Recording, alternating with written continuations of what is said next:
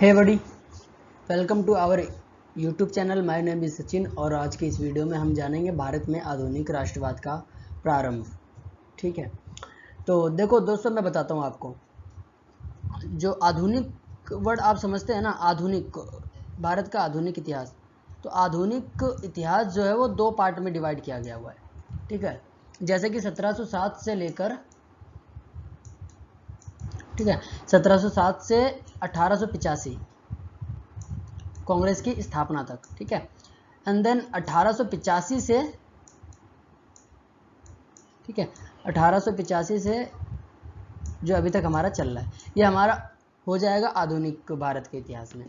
तो अभी 1707 से लेकर 1885 की बात हम ना करके 1885 से जो हमारी हिस्ट्री चालू होती है ना, उसके बारे में हम बात करेंगे कि कैसे कांग्रेस की स्थापना होती है, या किस रीज़न, ऐसे कौन से कारण होते हैं जिसके वजह से कांग्रेस की स्थापना करी जाती है। तो इस बारे में हम आज जानेंगे। दोस्तों देखो, अगर आप हमारे इस वीडियो को ज़्यादा से ज़्यादा अपने दोस्तों में शेयर करेंगे, जिससे कि हमारे चैनल पे लाइक्स और व्यूज़ और सब्सक्राइबर्स जो हैं वो बढ़ेंगे, तब आगे और मोटिवेशन मिलेगा आप लोगों के लिए और भी हेल्पफुल वीडियो बनाने के लिए।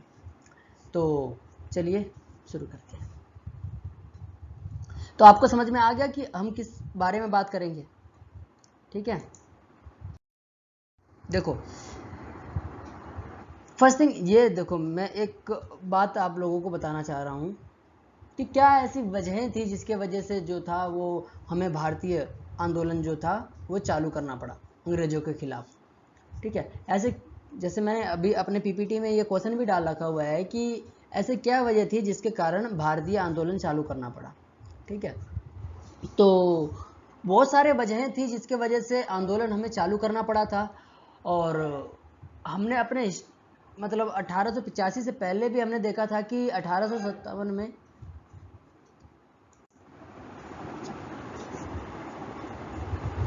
हमने 1857 में भी देखा था कि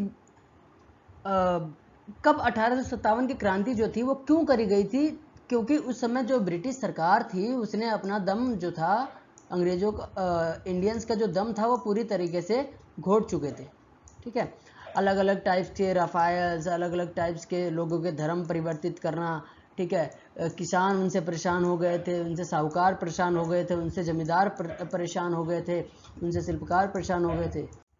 तो इन्हीं सभी वजहों के कारण जो था वो 1857 की क्रांति जो थी वो करी गई थी।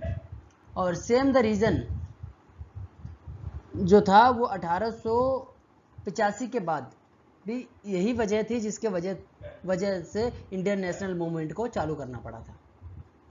क्लियर होगा आप लोगों को? ठीक है, ब्रिटिशर्स द्वारा बहुत सारे ऐसे काम किए जाते हैं जिसके कारण भारत में इंडियन नेशनल मूवमेंट चालू करना पड़ता है। क्लियर? जैसे भारतीय अर्थव्यवस्था का तहस नहस। ब्रिटिशर्स क्या करते थे, एक सेकंड में इसको मिटा देता हूँ।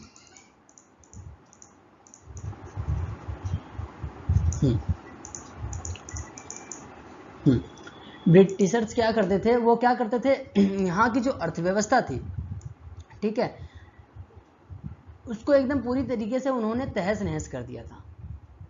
जमींदारों के ऊपर, सॉरी, किसानों के ऊपर इतना कर, इतना टैक्स लगा दिया था कि मतलब किसान अगर 100 रुपये भी कमाता था ना, तो 90 रुपये वो अंग्रेजों को दे देता था, और वो क्या करते थे, उस 90 रुपये को अपने ब्रिटेन भेज देते थे। ठीक है, यहाँ के पैसे को वो, यहाँ की संपत्ति को वो ब्रिटेन भेज देते थे। तो एक तो ये आक्रोश था लोगों के अंदर कि हमारे यहाँ की जो संपत्ति है, उस संपत्ति को आप यहाँ के लोगों में ना लगाकर आप उस संपत्ति को जो है वो वो अपने शहर भेज रहे हो, अपने देश भेज रहे हो। तो इस वजह से लोग जो थे वो जागरूक हो गए थे और लोगों ने जो था वो मूवमेंट चालू करने की सोची। ठीक है, ड्रेन थ्योरी। ड्रेन थ्योरी दोस्तों ये लिखा था हमारे दादाजी, ड्रेन थ्योरी दोस्तों ये हमारे लिखा था दादा भाई नौरोजी जी ने। ठीक है, इन्होंने अपनी बुक लिखी थी और उस बुक के अंदर ये ड्रेन थ्योरी का उन्होंने जिक्र किया है कि किस तरह जो थे ब्रिटिशर्स इंडिया में आए थे और इंडिया की संपत्ति को वो अपने देश लेकर जाते थे। ये मैंने आपको बताया अभी कि अत्यधिक राजस्व, मतलब बिना सोच के, जितना आप सोच भी नहीं सकते। मतलब अगर 100 रुपये अगर हम कमा रहे हैं, 100 रुपये में से 90 रुपये तुमको दे देंगे, तो हम 10 रुपये में क्या कर लेंगे यार? ऐसा हम 10 रुपये में खाएंगे, मतलब खाएंगे भी तो क्या खाएंगे और किसको खिलाएंगे? अपने परिवार वालों को। तो ये इन सब वजहों के कारण जो था इंडियंस के अंदर वो मूवमेंट चालू करने का एक मेन रीज़न बन गया था। I hope you guys are understand. तो इस आधुनिक भारत के इतिहास के बारे में हम 1885 से पहले और 1885 के बाद की बात कर रहे हैं। तो 1885 के पहले की बात ना करके हम 1885 के बाद की बात कर रहे हैं। इस दौरान जो था वो भारतीयों में राष्ट्रवाद का उदय हो रहा था, ठीक है। और इसी दौरान जो था आपका इंडियन नेशनल कांग्रेस भी बनी थी, ठीक है। भारतीय राष्ट्रीय कांग्रेस भी बनी थी। कब? तो दिसंबर 1885 में। तो आप लोगों को मैंने बता दिया कि आधुनिक भारत में जो मूवमेंट जो था वो चालू करने का मेन रीज़न क्या था, वो मैंने आप लोगों को भी बताया, ठीक है। और राष्ट्रवाद वर्ड का अगर आप लोग, चलो आप लोग मेरे को बताओ भारतीय राष्ट्रवाद का मतलब क्या होता है, ठीक है। आप कमेंट करके मेरे को बताना। वैसे मैं बता देता हूँ आप लोगों को कि राष्ट्रवाद का मतलब होता है कि अगर हम सिर्फ अपने राज्य में या अपने क्षेत्र की बात ना करके अपने पूरे संपूर्ण भारत की बात करते हैं तो उसको राष्ट्रवाद कहा जाता है। ये मैंने अगले स्लाइड में डिफाइन कर रखा है, आप लोगों को मैं दिखा देता हूँ, ठीक है। देखो, आधुनिक राष्ट्रवाद के विकास के कारण क्या थे, पहले आप लोग ये देख लो राष्ट्रवाद का, ठीक है। एक सेकंड ठहरिए। ये देखो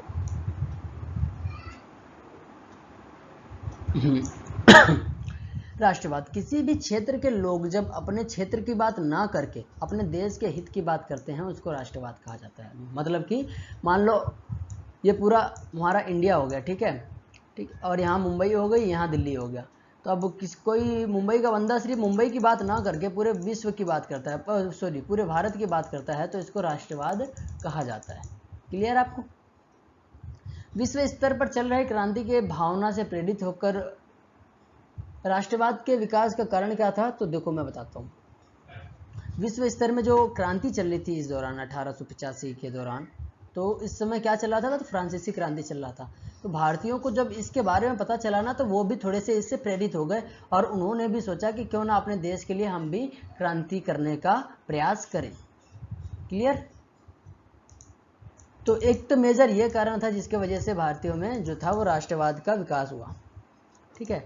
एंड सेकंड, भारतीयों में पुनर्जागरण, भारतीय जो थे वो अब जागरूक हो रहे थे, ठीक है। अब भारतीय जो थे वो पढ़ाई करने लग गए थे विदेशों से, और अंग्रेजी भाषा का इन्हें ज्ञात हो गया था, पाश्चात्य शिक्षाएं इन्होंने प्राप्त कर ली थी, और भी बहुत सारे ऐसे वजह थे जिनके वजह से जो भारतीयों का था वो पुनर्जागरण हुआ था, और इस वजह से ये लोग जो थे अंग्रेजों के खिलाफ खड़े होने चालू हो गए थे, ठीक है।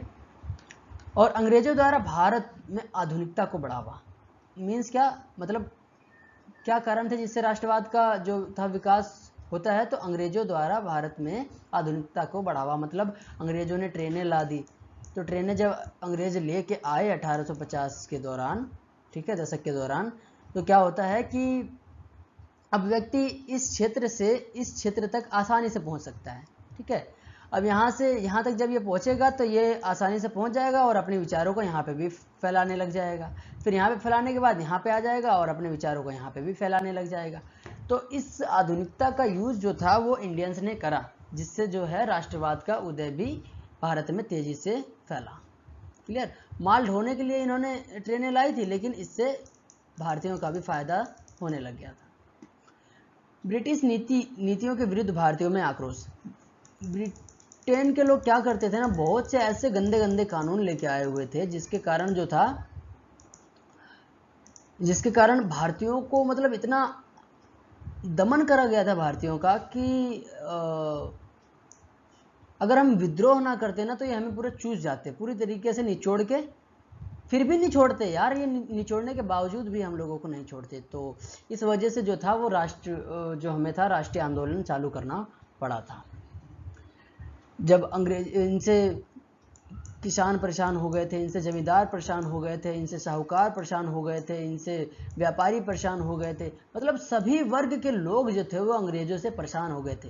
सिर्फ अगर हम किंग को छोड़ दें, राजा को छोड़ दें, तो सभी वर्ग के लोग जो थे वो परेशान थे ब्रिटिशर्स के और किंग भी बाद में जाके परेशान हुए थे। क्लियर। अब हम थोड़ी सी बात करते हैं इंडियन नेशनल कांग्रेस की, थोड़ी सी बात करेंगे, ठीक है। और ये जानेंगे कि इंडियन नेशनल कांग्रेस की जो थी स्थापना क्यों हुई थी, ठीक है, और इसकी स्थापना के पीछे का कारण क्या था। तो आइए देखते हैं।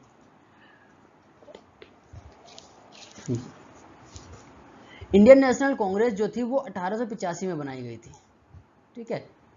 एक ब्रिटिश डायरेक्टर थे A.O. ह्यूम, ठीक है, और वो एक सिविल सर्वेंट थे, और उन्होंने 1800 वो छुट्टी के दिनों में उन्होंने अपने, ठीक है, वैकेशन पर उन्होंने 1885 में, दिसंबर 1885 में कांग्रेस की स्थापना करी। कांग्रेस एक पूरी इंडिया के लेवल तक की पार्टी थी, और कांग्रेस से पहले भी बहुत सारी ऐसी स्थानीय क्षेत्रों में राजनीतिक सभाएं थी, कह सकते हैं, ठीक है।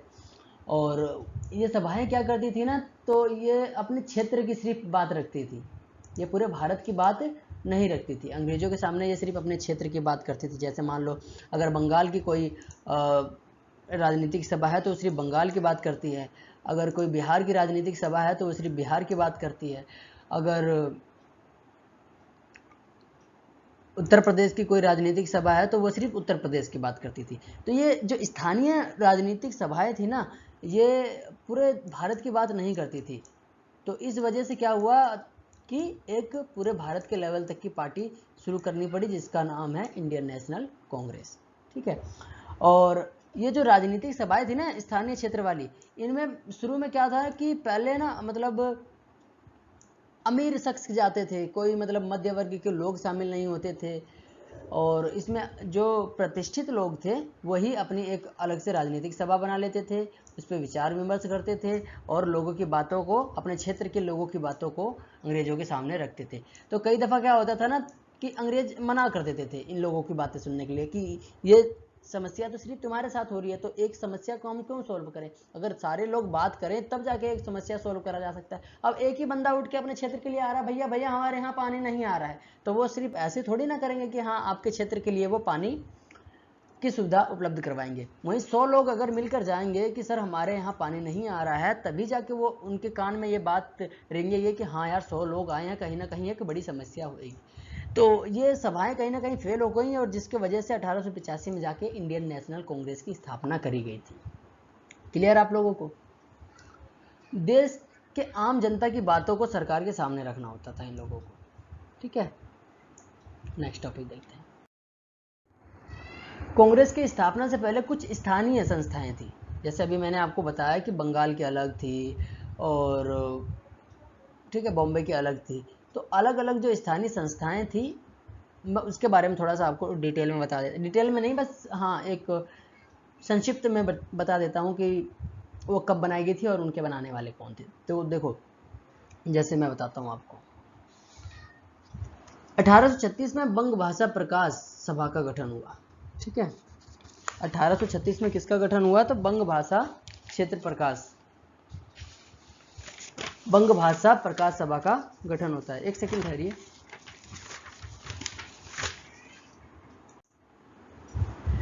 तो इस सभा का जो गठन किया था वो राजा राम मोहन राय के सहयोगियों ने करा था, बंग भाषा का, ठीक है। और ये बंगाल में इसकी जो थी गठन किया गया था। और ऐसे ही ये सिर्फ बंगाल के ही लोगों की बातों को जो था वो सरकार के सामने लेकर आते थे। और ऐसे ही जुलाई 1838 में लैंड होल्डर्स सोसाइटी का गठन हुआ। ये लैंड होल्डर्स को क्या थे, तो ये लैंड होल्डर्स जो थे वो जमींदारों के जो ऊपर विद्रोह किया जा रहा था, जमींदारों को जो परेशान किया जा रहा था, उनके हित की बात करते थे ये लोग, ठीक है। और ये भी बंगाल से ही थी। और 1943 में बंगाल इंडिया एसोसिएशन का गठन किया गया। और 1851 में जमींदारी एसोसिएशन और बंगाल ब्रिटिश इंडिया सोसाइटी को मिलाकर, ठीक है, ब्रिटिश इंडिया एसोसिएशन नाम गठित किया गया। 1851 में जमींदारी एसोसिएशन और बंगाल ब्रिटिश इंडिया सोसाइटी को मिलाकर ब्रिटिश इंडिया एसोसिएशन नाम गठित किया गया, ठीक है। और ऐसे ही 1866 में दादा भाई नौरोजी जी ने जो था ईस्ट इंडिया एसोसिएशन का गठन किया था। तो ये कुछ ऐसी क्षेत्रीय राजनीतिक सभाएं थी, ठीक है, जिनकी स्थापना करी गई थी कांग्रेस से पहले, ताकि ये लोग अपने अपने क्षेत्र की बातों को अंग्रेजों के सामने लेकर आए। और अंग्रेज जो थे वो इनकी समस्याओं को सुनते थे, लेकिन कई दफ़ा इनकी समस्याओं को वो इग्नोर भी कर देते थे, जिसके कारण इंडियन नेशनल कांग्रेस आई थी। क्लियर आप लोगों को? तो इंडियन नेशनल कांग्रेस जो थी, इन क्षेत्रीय संस्थाओं से काम नहीं चल पाया, तो ज़रूरत जब पड़ी तो ऐसी संस्था की ज़रूरत पड़ी जो पूरे देश की बात अंग्रेजों के सामने रख सके, तब इंडियन नेशनल कांग्रेस की स्थापना किया गया था। आई होप आप समझ रहे होंगे। क्लियर दोस्तों?